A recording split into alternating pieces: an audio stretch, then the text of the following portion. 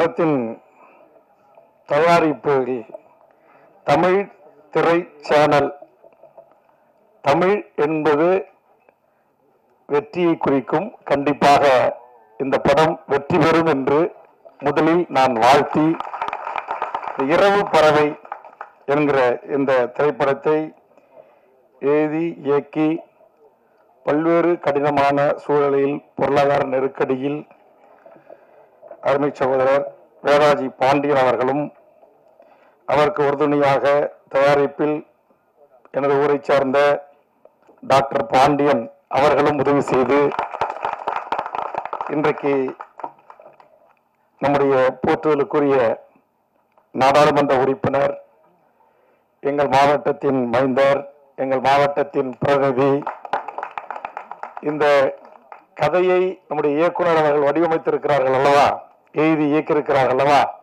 இதுக்கு உண்மையிலேயே செயல் வடிவம் தர வேண்டும் என்றால் அது தமிழக சட்டமன்றத்தால் முடியாது, இந்திய நாடாளுமன்றத்தால் தான் முடியும். அதை செய்யக்கூடியவராக இருக்கக்கூடிய அண்ணன் விடுதலை சிறுத்தைகளின் தலைவர் என் அன்புக்குரிய அண்ணன் திருமாவளவன் அவர்களையும், வருகை தந்து இருக்கின்ற திரைப்பட இயக்குனர் அரவிந்தராஜ் அவர்களையும், கலை மாமணி, மதிப்பிற்குரிய நான் ஒரு சினிமா சின்ன வயசுல இருந்து படங்களை பார்க்கும்போது வரும், அப்படியே சண்டை பயிற்சியெல்லாம் இன்னைக்கு பல நிகழ்ச்சிகள் இது மாதிரி ஒன்றா பேசுறதுக்கு பார்க்கறதுக்கு வாய்ப்பு கிடைத்து, தமிழர்களுக்கென்று தனியாக ஒரு அமைப்பை உருவாக்கி அதற்கு அவருக்கான பல்வேறு மிரட்டல்கள் உருட்டல்கள் எல்லாவற்றையும் எதிர்கொண்டு நீங்க எல்லா கதாநாயகர்களையும் கையாண்ட உங்களுக்கு இந்த உருட்டல் மிரட்டல் எல்லாம் ஒருபோதும் நீங்கள் கவலைப்பட வேண்டாம். அண்ணன் ஜாக்குவார் தங்கம் அவர்களே, நீங்கள் இந்த மண்ணின் மைந்தன், பச்சை தமிழன், உங்கள் அருகாமையில் இருப்பது விடுதலை சிறுத்தைகளின் தலைவர் அண்ணன் திருமா அவர்கள். அண்ணாண்ட நான் உட்கார்ந்துருக்கிறேன், எங்களை 2 பேரை தாண்டி உங்களை இங்க வந்து நடிக்க வந்தவன், அல்லது சங்கம் துவக்க வந்தவன், அல்லது தென்னிந்தியா முழுக்க சொந்தம் கொண்டாடுறவன், ஒரு திரும்பை கூட உங்கள் மீது படாது. நீங்க கவலையே பட வேண்டாம், அச்சமே பட வேண்டாம்.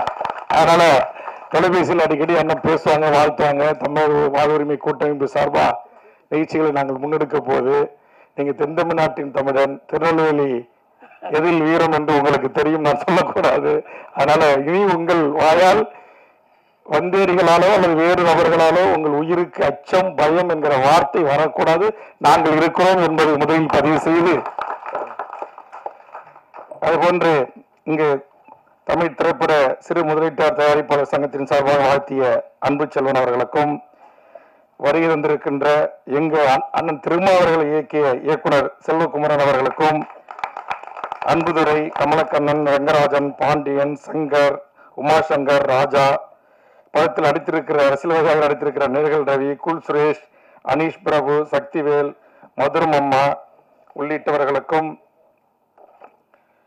இன்னும் நிறைய பேர் படிச்சுக்கிட்டே போகணும், எழுதி கொடுக்க சொன்னேன், யாரும் கோபித்துக் கொள்ளாதீர்கள். அதுபோன்று இந்த எனக்கு வந்து அமர்ந்த உடனேயே அந்த பாட்டு, அது குறிப்பாக நான் பிறந்து வளர்ந்து எல்லா இடங்களிலும் சுற்றி திரிந்த எங்கள் கடலூரில் தொடங்கி ராமாபுரம், வள்ளலார் பிறந்த வடலூர், விருத்தாச்சலம், சிதம்பரம், பிரத்யேகமா என் தொகுதி பண்டுட்டி, என் தோட்டத்தில் இருக்கிற பலாப்பழம், அப்புறம் என் தொகுதியில் இருக்கிற அக்கடவல்லி, என் தொகுதியான நெல்லிக்குப்பம். ரொம்ப நன்றி. இந்த பாடல் ஆசிரியர் புண்ணியா யாருங்க, ரொம்ப மகிழ்ச்சி. ஏன்னா எனக்கு ஒரு ஆதங்கம் உண்டு, என்னதான் இந்த மண்ணின் மீது ஒரு ஈர்ப்பு ஒரு பாசம் இருக்கும்ல, எனக்கு இருக்கும், எங்க அண்ணா திருமாவுக்கு இருக்கும், அண்ணா ஜாக்குவாருக்கும் இருக்கும், எல்லாருக்கும் இருக்கும் அந்த மண்ணின் மீது. உலகத்துக்கே ராஜா வந்தாலும் தாய்க்கு பிள்ளைதானு சொல்லுவாங்கல்ல, அந்த மாதிரி நான் கொங்கு நாட்டை பற்றி அந்த மொழியில அந்த கலாச்சாரத்தை குறித்து படம் வரும். தென் தமிழ்நாட்டு குறிப்பா மதுரை திருநெல்வேலியை மையமா வச்சு படம் வரும் நிறைய. நம்முடைய தமிழர்களுடைய அந்த குடும்பம், உணவு முறை, பண்பாடு, சண்டை, வீரம், திருநெல்வேலினா அருவா, மதுரைன்னா ஜெகர்காண்டா, அப்புறம் இன்னும் நிறையாவே இருக்கு. வீரத்திலையும் மதுரைக்கு குறைஞ்சது இல்லை. தமிழர்கள் என்றாலும் வீரம் தான், எந்த இது இல்லை. ஆனால் எங்க இந்த நடுநாட்டு மக்கள் இருக்காங்கல்ல, நான் அண்ணன் திருமா, எங்க தயாரிப்பாளர் பத்திரக்கோட்டை, இந்த புலியூர்கள், என்ன அது படம் புலியூர், ஒரு அந்த இயக்குனர் என் ஊரை விட்டீங்க, தயாரிப்பாளரே என் ஊர் மதுரை பத்திரக்கோட்டை தான், என் ஊர் புலியூர். அதனால புலிக்கு எனக்கு சொந்தம். வாய்ப்பு இருந்தா எங்கேயாச்சும் இடையில கொஞ்சம் புலியூர் அப்படின்னு சேர்த்து ஒரு வரிகளை, ஏன்னா என் ஊரை சேர்ந்த பாலமுருகன் தம்பி கூட நடிச்சிருக்கிறான், என்னுடைய உறவினர் பையன். அதுக்கு எதுக்காக சொல்ல வரேன்னா, அதை கேட்கும் போது உண்மையிலேயே நான் ரொம்ப ஒரு நெகிழ்ந்துட்டேன். ஏன்னா இதெல்லாம் நிறைய படங்கள் பாக்குறோமே, தங்கர் பச்சை அந்த முந்திரி கோட்டை போறத, பலாப்பழம் போறது, அதுக்கு பிறகு பத்திரக்கோட்டையில வந்து ஒரு தயாரிப்பாளர், நம்முடைய இயக்குனருக்கு வந்து சொந்த ஊர் ராமநாதபுரம். அவரை அந்த ராமநாதபுரம் சொந்த ஊருக்காரங்களுக்கு தான் தெரியும் அந்த படகுல வர்ற மீனவர்கள், அவங்க அந்த புலிகள் அல்லது காயம்பட்ட போராளிகள் ஈழ உறவுகளை எப்படி பத்திரமா பாதுகாத்து அடைகாத்து கொண்டு வந்து இங்க கரை சேர்க்கிறாங்க. அதற்கு அவங்க சந்திச்ச வழக்குகள், பொய் வழக்குகள், புனையப்பட்ட பல்வேறு கதைகள். ஆக அந்த திரைக்கதை அவர் சொன்ன உடனேயே நான் வந்து கண்டிப்பா ஈழம் சார்ந்த, அதுவும் குறிப்பா அகதிகள் என்று சொல்லக்கூடாது, எங்கள் தொப்புள் கொடி உறவுகள். ஆனா இந்த சென்சாருக்காக என்ன செஞ்சிருக்காருன்னா, இந்திய வம்சவழி தமிழர்கள் இங்க வர்ற மாதிரின்னு சொல்லியிருக்கிறாரு. அது இந்திய வம்சவழி தமிழர்களை காட்டிலும் அந்த மண்ணின் பூர்வீக குடி மக்களான என் ஈழத்து உறவுகள் தான் படகுகளிலே இங்கே வந்து போராளிகளாகவும், கரும்புலிகளாகவும், கடற்புலிகளாகவும், வான்புலிகளாகவும், உலகத்தில் எந்த ஒரு இனத்தின் விடுதலை போராட்டமும் இத்தனை படைகளையும் கொண்டு, வான்புலிகள் என்று சொல்லக்கூடிய விமானப்படை, தரப்படை, கப்பல் படை என்று அத்தனை படை கொண்டு ஒரு விடுதலை போராட்ட இயக்கம் உலக அரங்கில் விடுதலைக்கு போராடியது என்று சொன்னால், அது எம் தமிழக தேசிய தலைவர் மேதகு வேலுப்பிள்ளை பிரபாகரன் என்கிற மகத்தான தலைவன் தலைமையிலான அந்த விடுதலை புலிகளின் இயக்கம். ஆக அந்த இயக்கம் அந்த மண்ணில் ஒரு சுதந்திர தமிழ் ஈழத்திற்காக, அந்த தாகத்திற்காக 50,000 போராளிகள் அந்த மண்ணில் விதையாக விழுந்திருக்கிறார்கள். ஒரே நாளில் ஒரே வாரத்தில் 1,76,000க்கும் மேற்பட்ட மக்கள் கொல்லப்பட்டிருக்கிறார்கள். நேற்றைய முன்தினம்தான் இதை குறித்து செஞ்சியிலே பல்லாயிரக்கணக்கான உறவுகளை திரட்டி இதற்கான ஒரு நினைவேந்தலை நான் நடத்திய போது வேதனையின் உச்சமாக சில வார்த்தைகளை நான் அந்த நிகழ்விலே பேசினேன். வந்தவுடனே அண்ணன் திருமாவளவோடு அதை குறித்து நான் பகிர்ந்து கொண்டேன். இன்றைய தமிழ்நாடு முதலமைச்சரிடத்தில் 4 ஆண்டு காலம் தொடர்ந்து சட்டமன்றத்தில் வலியுறுத்தி இருக்கிறேன். அப்படிப்பட்ட அந்த கருத்து தான் இங்கே வாழ்கின்ற எமது தொப்புள்குடி உறவுகளான ஈழ உறவுகள் ஒரு 2 சென்ட் 1 சென்ட் 1/4 சென்ட் நிலம் வாங்கி தங்க பேர்ல பதிவு செய்ய முடியாது. உழைச்சி ஒரு இருசக்கர வாகனம் வாங்க முடியாது. இங்க படித்து இங்க நம்மளை இந்தியாவிலேயே பிறந்து இன்றைக்கு கல்லூரி படிப்பை முடித்து இன்றைக்கு விளையாட்டு வீரனாக திகழ்ந்தால் எல்லா 7 மெடல் வாங்கியிருக்கிறது ஒரு ஈழத்து சகோதரி குழந்தை. ஆனா தெற்காசியாவில் போய் விளையாடுறதுக்கு பாஸ்போர்ட் கிடையாது, அனுமதி இல்லை. காரணம், அவர்கள் அகதி. நானும் விடுதலை சிறுத்தைகள் தலைவர் அண்ணன் திருமாவர்களுடைய சார்பாக சட்டமன்ற உறுப்பினராக வந்தவர்கள் தான். மாண்புமிகு கலைஞர் அவர்கள் இருந்தபோது நாங்கள் அவரிடத்திலே வலியுறுத்தி, நான் தொடர்ந்து சட்டமன்றத்தில் பேசி, இங்கு துவக்கப்பள்ளி கூட படிப்பதற்கு ஆரம்ப கட்டத்தில் அனுமதி இல்லை. உயர்நிலைப் பள்ளிக்கு போக முடியாது, உயர்கல்விக்கு வழி கிடையாது. பன்றி குடிசைகளோட கேவலமாக இருக்கும் அந்த குடிசைகள்.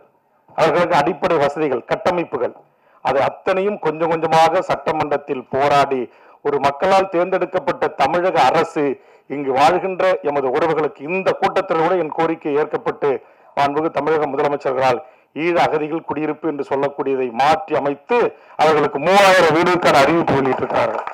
இப்ப பல்லாயிரக்கணக்கான வீடுகள் தமிழ்நாடு முழுவதும் இவர்கள் வாழ்கின்ற இடங்களில் கட்டி தந்து கொண்டிருக்கிறோம். அதுல கூட எனக்கு திருப்தி இல்லை. நான் ஆய்வுக்கு போன எல்லா கலெக்டர் ஆபீசஸ் எல்லாம் கூட்டுக்கிட்டு அவர் கழிவறையை வெளியில வச்சிருப்பாங்க. நான் சொன்ன ஒரு வயது வந்த பெண் அல்லது ஒரு பேய் பிசாசுக்கு பயப்படுற ஒரு பொண்ணு, ஒரு சின்ன பையன் எப்படிங்க 12 மணி 2 மணிக்கு வெளியில வந்து அவன் டாய்லெட்டை பயன்படுத்த முடியும்? கட்டி கொடுக்கதான் கட்டி கொடுக்குறீங்க, இன்னும் ஒரு 10 அடி சதுரடி கொஞ்சம் பெரிதா கட்டி கொடுக்க கூடாதுன்னு அவருக்கு ஒரு பரிந்துரையும் நான் செய்தேன். நான் எதற்காக இதெல்லாம் சொல்லுகிறேன் என்று சொன்னால், இன்றைக்கு இங்கு வாழ்ற இந்த மக்கள், அவருடைய தொப்புள் குடி உறவுகள் உலகம் முழுவதும் வாழ்கின்றார்கள். கனடாவில் ஒரு ஈழத் தமிழர் இன்றைக்கு அமைச்சராக பதவியேற்று இருக்கிறார். இந்த நேரத்தில் அவருக்கு நான் வாழ்த்துக்களை இந்த நிகழ்ச்சியின் சார்பாக சொல்லுகிறேன். நாடாளுமன்ற உறுப்பினர்களாக பல உயர்ந்த பதவிகளை வைக்கிறார்கள். ஆனா இந்தியா எமது தாய்நாடு, 12 காலத்திற்கு முன்பு கடல்களால் பிரிக்கப்பட்ட என் ஈழம் என்கிற ஒரு தேசம். அந்த தேசத்தின் உறவுகள் இந்த மண்ணில் எவ்வளவு வலியோடு வேதனையோடு வாழ்ந்து கொண்டிருக்கிறார்கள். இன்னைக்கும் காலையில 10 மணிக்கு வெளியில வேலைக்கு போயிட்டு மாலை 6 மணிக்குள்ள சிறப்பு முகாமுக்கு திரும்பல அப்படின்னா கியூ பிராஞ்ச் அடுத்த நிமிஷம் அங்க போய் நிற்பாங்க. இதையெல்லாம் நான் கூட அண்ணன் திருமாவட்ட வழியோட சொன்னேன். 11 முறை இந்த மக்கள் படுகின்ற துன்பம் துயரங்களை குறித்து நான் இந்த நாட்டுடைய முதலமைச்சரை சந்தித்து கடந்த சில மாதங்களில் பேசியிருக்கிறேன். சமீபத்தில் ஒரு 6 பேர் கைது செய்யப்பட்டிருக்கிறாங்க. அவர்கள் செய்த குற்றம் பாஸ்போர்ட் இல்லாம வந்தது, படகுல வந்தது. இந்த கதையின் கரு அப்ப ஒத்து போகுது. அவர் இது கதை இயக்குனர் என்கிட்ட கதையும் சொல்லலை, என்ன இது மாதிரி ஈழம் சார்ந்த ஒரு படம் அப்படின்னாரு. நேற்றுக்கு தான் நான் ரொம்ப கோபமா உணர்ச்சி வயப்பட்டு அந்த மேடையில் பேசினேன். முதலமைச்சருக்கு வேண்டுகோள் வைத்தேன். தனித்தமிழ் ஈழம்தான் ஒற்றை தீர்வு என்கிற ஒரு சட்டமன்ற தீர்மானமும் உலகம் முழுவதும் வாழ்கின்ற ஈழ உறவுகள்கிட்ட, தமிழ்நாட்டில் இலங்கையில் யாழ்மண்ணில் வாழ்கின்ற அந்த உறவுகள்கிட்டையும் நீங்க ஒரு பொது வாக்கெடுப்பை ஐக்கிய நாடு சபையினூடாக நடத்தி அந்த மக்களுக்கான ஒரு சுதந்திர தனித்தமிழ் ஈழ அரசை உருவாக்கி தருவதற்கு மாண்புமிகு முதலமைச்சர் தலைமையிலான 40 நாடாளுமன்ற உறுப்பினர்களும் டெல்லிக்கு உரிய நெருக்கடியை தர வேண்டும். அண்ணன் திருமா அதற்கு வழிகாட்ட வேண்டும், தலைமையேற்க வேண்டும். இதை கருத்தைத்தான் நேற்றைய கூட்டத்தில் நான் பேசினேன். அது இன்னைக்கு அப்படியே வந்து பொருந்தது. இந்த கதையும் அதான். அதுக்கு பிறகு நான் சொன்னேன் 5 சொன்னேன். அதில் ஹைலைட்டா நான் சொன்னது இந்த தீர்மானம். இந்த திருச்சியில் ஒரு சிறப்பு முகாம் இருக்கு. ஏற்கனவே பல முகாம்களை நான் அண்ணன் எல்லாம் நான் இருந்த பாமக எல்லா கட்சியும் சேர்ந்து போராடி பல சிறப்பு முகாம்களை மூடிட்டோம். ஆனால் இன்னைக்கு ஒரு சிறப்பு முகாம் அங்கே இருக்கு. அதை மூடணும். அவங்க மூடிட்டு அவங்க விரும்புகிற நாடுகளுக்கு உலகம் முழுவதும் என் ஈழ உறவுகள் உட்காந்துருக்காங்க. அவங்க அரவணைத்து அன்பு பாராட்டு இருக்காங்க. லண்டன் ஏற்றுக்கிறான், அமெரிக்கா ஏற்றுக்கிறான், ஆஸ்திரேலியா ஏற்றுக்கிறான், உலகத்தில் எல்லா நாடுகளும் ஏற்றுக்கிறான். அந்த நாட்டு குடிமகனாக இருக்கிறான், வேலை கிடைக்கலன்னா சம்பளம் கொடுக்குறான், வீடு வாடகை இல்லாமல் கொடுக்குறான், எல்லா உதவிகளும் செய்கிறான். ஆனால் என் தொப்புள் கொடி உறவு என்று நம்ம பேசுகிறோம். பக்கத்தில் 10 மைல் தூரத்தில் இருக்கிற என் உறவுகள் இந்த மண்ணில் எவ்வளவு வலியோட வேதனையோடு இருக்கிறாங்க. இன்னமும் தமிழ்நாட்டுடைய காவல்துறை உளவு பிரிவு, கியூ பிரிவு கண்காணிப்பின் கீழ் தான் அவர்கள் வாழ்கிறார்கள். இன்னமும் என் ஈழத்து உறவுகளுக்காக நான் கடந்த சட்டமன்ற கூட்டத்தொடரில் கவன ஈர்ப்பு கொண்டு வந்து 20 நிமிடம் போராடி பேசியிருக்கிறேன். ஒன்றிய அரசு மருத்துவம் படிப்பதற்கு என் ஈழத்து உறவுகளை அனுமதிக்கவில்லை, இன்னும் அனுமதிக்கல. இப்ப குறிஞ்சிப்பாடிலாம் வருதுனால சொல்றேன். ஒரு பெண் புள்ள எம்டெக் படிச்ச பொண்ணு, அந்த பொண்ணு ஒரு 2 சென்ட் இந்த விதிகளை தெரியாம ஒரு 2 சென்ட் நிலம் வாங்கறதுக்கு அது ஒரு அக்ரிமெண்ட் போட்டாங்க. இதை பக்கத்துல இருந்த யாரோ ஒருத்தன் அரசுக்கு போட்டு கொடுத்து அந்த பெண்ணையும் அவங்க அப்பாவையும் 55 நாள் சிறை பிடிச்சிருக்கிறாங்க. சிறையில் இருக்காங்க, கடலூர் சிறையில். அவங்க செய்த குற்றம் என்ன? அவர்கள் உழைத்து சம்பாதித்து ஒரு 2 சென்ட் சொந்தமா வாங்கி ஒரு வீடு கட்டிக்கலான்னு ஆசைப்பட்டது குற்றமா? நான் கேட்கிறேன். நீங்க உலகத்தின் பல்வேறு நாடுகளை சார்ந்தவர்கள் இங்கு மாடா மாளிகை, கோடா கோபுரம் கட்டி வாழ்கிறார்கள். என்னுடைய சொந்த பகுதியான நீலகிரி மாற்றான் கைக்கு சென்று கொண்டிருக்கிறது. எங்களுடைய வணிகம், எங்களுடைய உற்பத்தி, எங்களுடைய தொழில், எங்களுடைய பண்பாடு, கலை, கலாச்சாரம், நாகரிகம், தொன்மை, வரலாறு, இலக்கியம், இலக்கணம் எல்லாம் இன்றைக்கு கொஞ்சம் கொஞ்சமாக மற்றவர்கள் கைப்பற்றி கொண்டிருக்கிறார்கள். எல்லாவற்றையும் நாங்கள் இழந்து கொண்டிருக்கிறோம். ஆக எல்லாவற்றையும் இழந்து அவர்களுக்கு வீடு இல்லையா, வாசல் இல்லையா, நிலம் இல்லையா, காணி இல்லையா, உறவுகள் இல்லையா, எப்படி வாழ்ந்த எம் இனம்? அந்த இனம் இங்கு வந்து இவ்வளவு ஒரு துன்பத்தோடு துயரத்தோடு வாழ்கின்ற இந்த வழிகளை எல்லாம் எடுத்து பல திரைப்படங்கள் வெளியிடுவதற்கு முயற்சித்த போது ஒன்றிய அரசு சென்சார் நிறுவனம் தடை செய்தது, தடுத்து வைத்தது. கண்டிப்பாக இதுக்கு சென்சார் வாங்கியாச்சு. நான் வந்தவரை பக்கத்துல இருந்த தயாரிப்பாளர் கேட்டேன், வாங்கியாச்சு அப்படின்னாரு. எனக்கு கொஞ்சம் விசாரிச்சு சொல்றேன் அப்படின்னாரு. ஏன்னா நான் அண்ணன் திரும்ப ஏற்கனவே இதே இடத்துல ஒரு படத்துக்கு வந்தேன். அந்த இயக்குனர் பட்ட வலிகள் வேதனைகளுக்காக, ஆமா தோழர் சேகுவரா, அதற்காக நாங்கள் முற்றுகை போராட்டம் நடத்தணும் நாங்க 2 பேரும் அப்படின்னு அண்ணங்கிட்ட அனுமதி வாங்கி நான் அறிவிச்சேன். நான் எதுக்கு நான் சொல்ல வரேன்னா, அப்படி நம்முடைய வலிகளை, நம்முடைய வேதனைகளை, நம்முடைய வாழ்வியலை, நம்முடைய பண்பாட்டை, கலை, கலாச்சாரத்தை அதையெல்லாம் சொல்லும் போது இங்க ஒன்றிய அரசு அதிகாரிகளால் அனுமதி மறுக்கப்படுகிறது. ஆக அந்த மக்கள் படுகிற அந்த துன்பம், அதைத்தான் நேற்றுக்கு நான் 5 சொன்ன முதலமைச்சருக்கு. நீங்க எனக்கு என்ன கூட நிறைய பேர் நண்பர்களே, ஒரு சீட்டு வாங்கிட்டு போய் அங்க நிக்கிறாரு, திரும்ப 2 எம்பிக்கு போய் நிக்கிறாரு, 4 எம்எல்ஏக்கு போய் நிக்கிறாரு அப்படின்றாங்க. இந்த 2 எம்பியும் இந்த ஒத்த எம்எல்ஏவும் இந்த மண்ணுக்கும் இந்த மொழிக்கும் இந்த மக்களுக்கும் நாடாளுமன்றத்திலும் சட்டமன்றத்திலும் என்ன சாதித்து என்பதை அப்படி எழுதுறவங்க, அப்படி பேசுறவங்க விவாதம் வச்சீங்கன்னா, ஏதோ விடுதலை சிறுத்தைகள் தலைவர் தலித் மக்களுக்கான தலைவர் அப்படின்னு நிறைய பேர் சொல்றாங்க. இந்தியாவில் இருக்கிற கிட்டத்தட்ட 90 கோடி, இன்னைக்கு 140 கோடி மக்கள் தொகையில 80% மேல் இருக்கிற ஓபிசி மக்களுடைய இடஒதுக்கீட்டுக்காக முதல் குரல் கொடுத்த ஒரு ஓபிசி சாராத ஒரு தலைவன் அண்ணன் திருமாவளவன். அதுபோன்று இன்னைக்கு சட்டமன்றத்தில் நான் சொன்னேன், எனக்கு சீட்டு கீட்டு நோட்டு எதை பத்தியும் கவலை இல்லை, இந்த தீர்மானத்தை நிறைவேற்றுங்கன்னு சொல்லிட்டு, இந்த சிறப்பு முகாமை மூடுங்கன்னு சொல்லிட்டு, ஈழ உறவுகளில் சில பேருக்கு மாறுபட்ட கருத்துக்கள் இருக்கலாம்.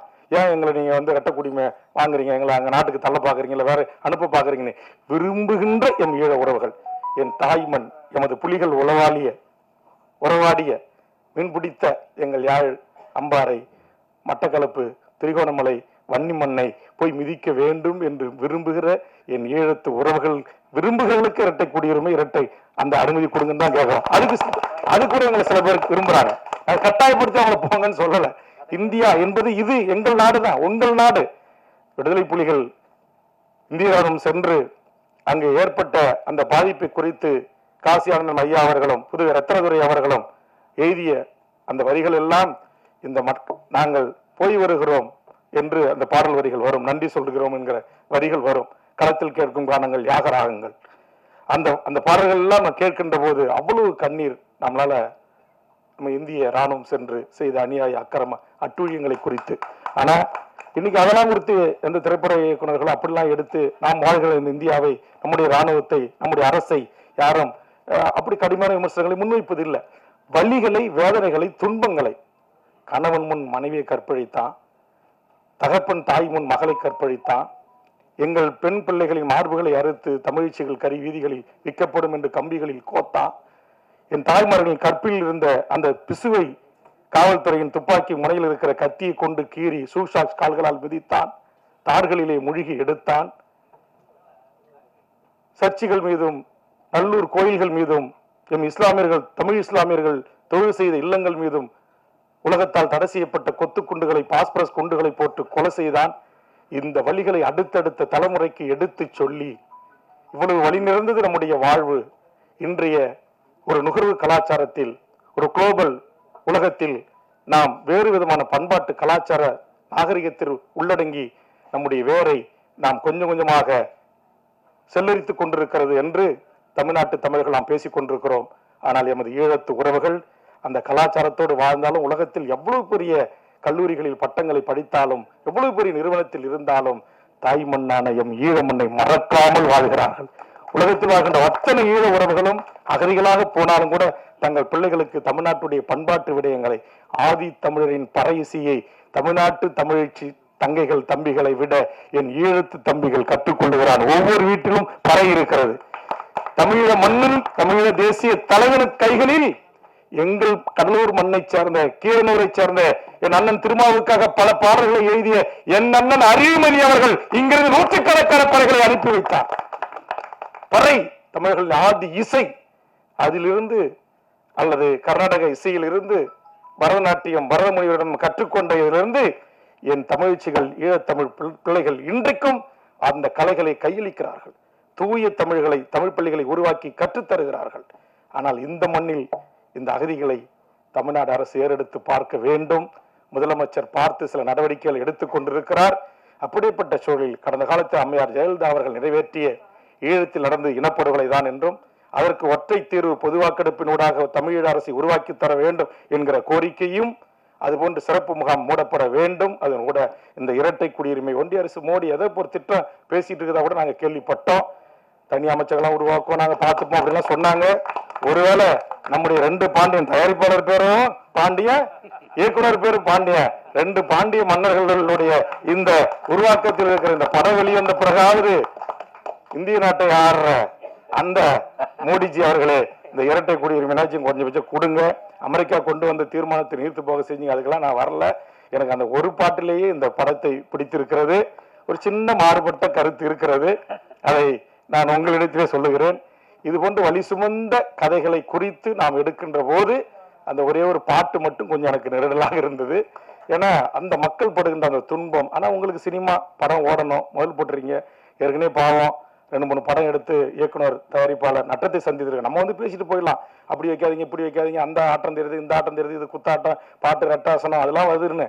ஆனா திரை ரீதியாக வணிக ரீதியாக சில தயாரிப்பாளர்கள், பாடலாசிரியர்கள், இயக்குனர்கள் அது தேவை என்கிற அடிப்படையில் நீங்கள் அந்த பாட்டை வைத்திருக்கலாம், அது தவிர்த்திருக்கலாம் என்பது என்னுடைய தனிப்பட்ட கருத்து தான்.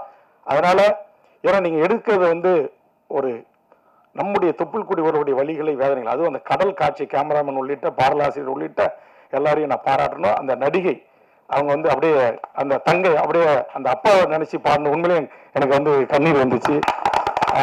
அப்படி அது முழுசா படம் பார்த்தா உண்மையிலேயே சிறப்பா இருக்கும், சிறப்பா இருக்கணும். ஆனா என்ன ஒண்ணு, சிறப்பானதை தமிழர்கள் கொண்டாடுவதில்லை. இந்த படத்தை நாம் கொண்டாடுவோம். இது போன்று ஈழம் சார்ந்து, தமிழர்கள் சார்ந்து அவர்கள் துன்பங்கள் குறித்து எனக்கு வந்து ஈழம் இந்த இதெல்லாம் குறித்து பேசினா குறைஞ்சி ஒரு 5 மணி நேரம் பேசி விட்டீங்கன்னா பேசிட்டே இருப்பேன். அதே பேர் கலெக்டர், எஸ்பி, உயர் அதிகாரி, கமிஷனர்ஸ்லாம் அங்கே வெயிட் பண்ணிட்டு இருக்காங்க. 4 மணிக்கு நாளைக்கு அஷூரன்ஸ் கமிட்டி சேர்மனாக இருக்கிறாங்க, போய் ஆய்வு உட்படுத்தணும். அதுக்கான ஒரு கூட்டம், அசம்பிளி செக்ரட்டரிஸ் எல்லாரும் ஃபோன் அடிச்சுட்டே இருக்கிறாங்க.